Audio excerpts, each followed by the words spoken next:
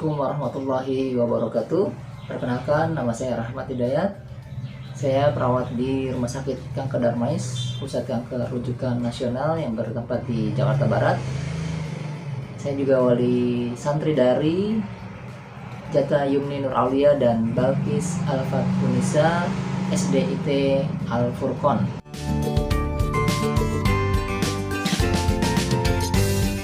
Jadi kalau kita ketahui bahwa COVID-19 ini kita harus tahu juga cara penyebarannya. Yang pertama itu bisa melalui sebaran droplet ataupun tetesan cairan batuk ataupun bersin.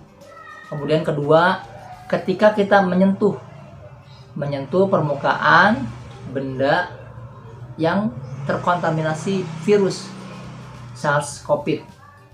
Yang ketiga yaitu melalui airborne ataupun udara, terutama pada ruangan tertutup atau ketika ventilasi di rumahnya itu buruk.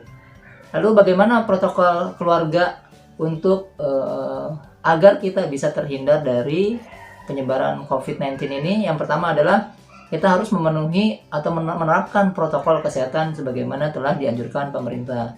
Yang pertama yaitu dengan menggunakan masker, terutama bagi anggota keluarga yang sedang sakit agar tidak menularkan atau saling menularkan. Kemudian ketika batuk, kalau memang batuk, usahakan tidak menggunakan tangan seperti ini. Usahakan seperti ini cara batuk, sehingga tidak mengkontaminasi tangan ke tempat yang lain seperti itu. Kalau ada masker, gunakan masker. Usahakan menggunakan masker. Kemudian selanjutnya kita usahakan juga bisa menjaga jarak.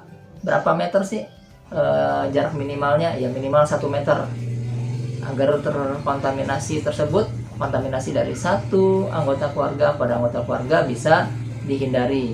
Kemudian seringlah rajin-rajin untuk mencuci tangan. Bisa dengan sabun di air mengalir minimal 20-30 detik ataupun juga bisa menggunakan hand sanitizer.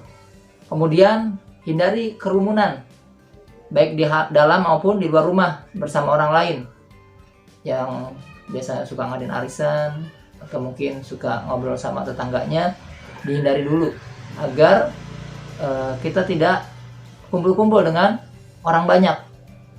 Kemudian selanjutnya kita berusaha untuk meningkatkan daya tahan tubuh dengan menerapkan perilaku hidup bersih dan sehat atau disingkat PHBS, dengan cara mengkonsumsi gizi seimbang. Kita makan buah, makan sayur, protein di telur ataupun ikan-ikan ataupun daging. Seimbang kita dalam mengkonsumsi gizi. Jangan lupa sayur dan buahnya dikonsumsi juga, itu untuk membantu keseimbangan gizi kita. Kemudian usahakan bisa olahraga atau aktivitas fisik minimal 30 menit sehari. Bisa di dalam rumah ataupun di luar rumah dengan menggunakan panduan YouTube ataupun yang lainnya. Kemudian usahakan bisa istirahat 6-8 jam. Kelola stres. Jangan sampai pandemi ini kita di rumah saja meningkatkan stres kita. Nah, kita harus bisa memanajemen agar tidak banyak tekanan dalam kehidupan kita ataupun yang mengganggu pikiran kita. Kemudian gunakan jamban yang bersih dan sehat. Mandi dan bersihkan diri minimal 2 kali sehari. Atau ketika sudah pergi dari perjalanan jauh, kita sampai rumah usahakan bisa mandi dan ganti pakaian sebelum kontak dengan anggota keluarga di rumah. Kemudian usahakan juga kita minimal interaksi atau kontak dengan orang lain dan gunakan transaksi dengan non fisik seperti pengurangan penggunaan uang. Kita bisa menggunakan uang digital. Kemudian kalau kita suka pesan-pesan barang udah nyampe datang, usahakan juga bisa disemprot atau didesinfektan, sehingga pengurangan penyebaran COVID-19 bisa kita kurangi. Misalkan juga jangan sampai ada keluarga yang merokok di dalam rumah, dan memang merokok yang tidak bagus juga untuk kesehatan.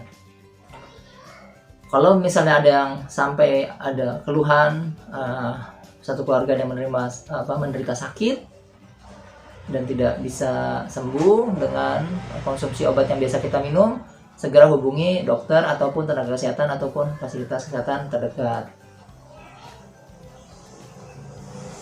Mungkin seperti itu untuk protokol yang diterapkan dalam keluarga agar kita bisa terhindar dari COVID-19 selama pandemi ini.